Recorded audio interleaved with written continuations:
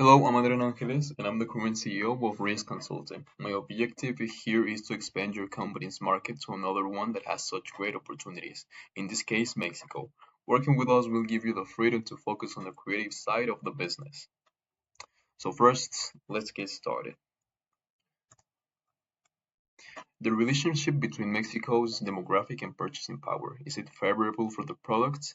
In Mexico, there's a lot of potential even if the purchasing power of the people is low. Also, a lot of gentrification is happening in different states like Ciudad de Mexico, Monterrey, Guadalajara, Quintana Roo. What opportunities do UMSK present for the business in Mexico? The opportunities that UMSK gives to the business is that it can export free with a lower cost tax to the United States and Canada, but it's important that the product is made in Mexico. What demographic factors are relevant to the business? Age, gender, geographic location, economic level, and income. How can the Mexican political system help or undermine their behavior?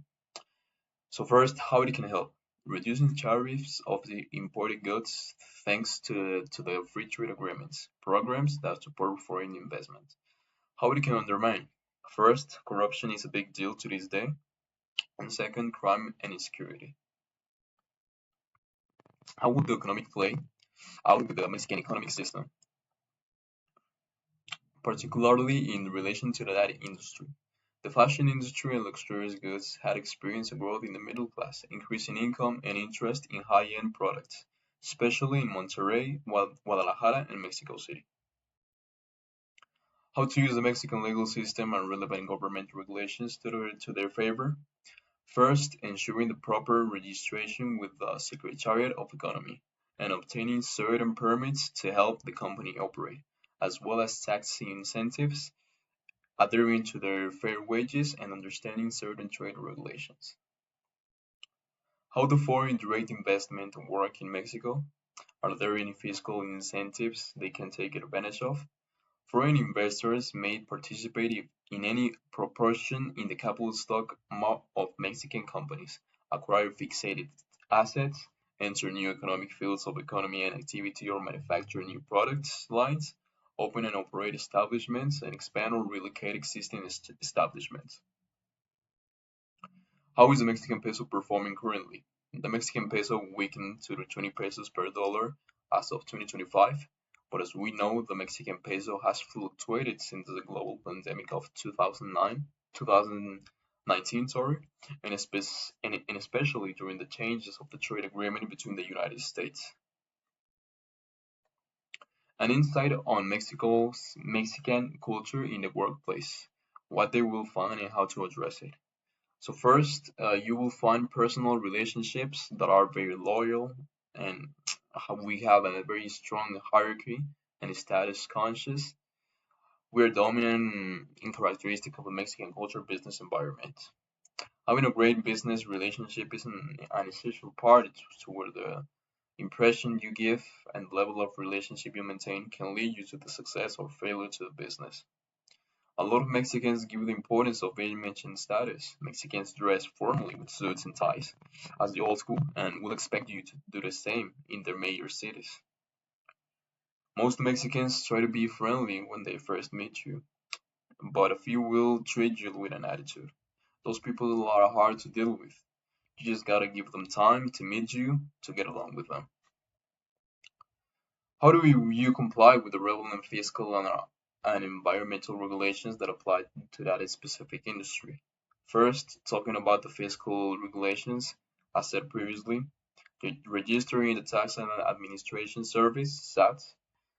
Mexico imposes 16 VAT on most goods, and the income tax regulations are up to 30%. On the other hand, talking about environmental regulations, you need to comply in Mexico by signing to a permit for the Semarnat, as well as compiling to the LGEEPA, Waste Management Laws, and EIA. What to expect about Mexican hiring practices, employment benefits, minimum wage, and the role of labor union. The average workday in Mexico is between 7 and 8 hours, spread across a 6-day work week with a rest day on Sundays. The standard work week is 48 hours. So to take in consideration these shifts, first we need to talk about the type of shifts. There are three types. The first one is day shift. It's an 8-hour shift between 6 a.m. to 8 p.m. The day and night shift, these shifts fall in 7-hour period between 8 p.m. and 6 a.m. And a mixed shift. This is 7.5-hour shift blending between the day and night with no more than 3.5 hours. Wages in Mexico are 2,078 pesos per day, or approximately $13.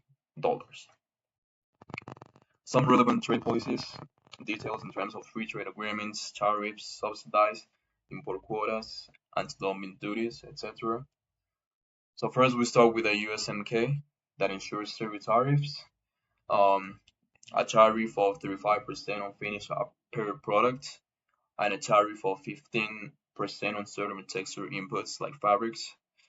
Mexico offers export subsidies and incentives for manufacturing industries like INMEX. Mexico enforces anti-doping measurements to protect local industries, and investigations are opened by the Secretary Ministry of Economy. What may be the economic factor within the Mexican business environment that can affect the business?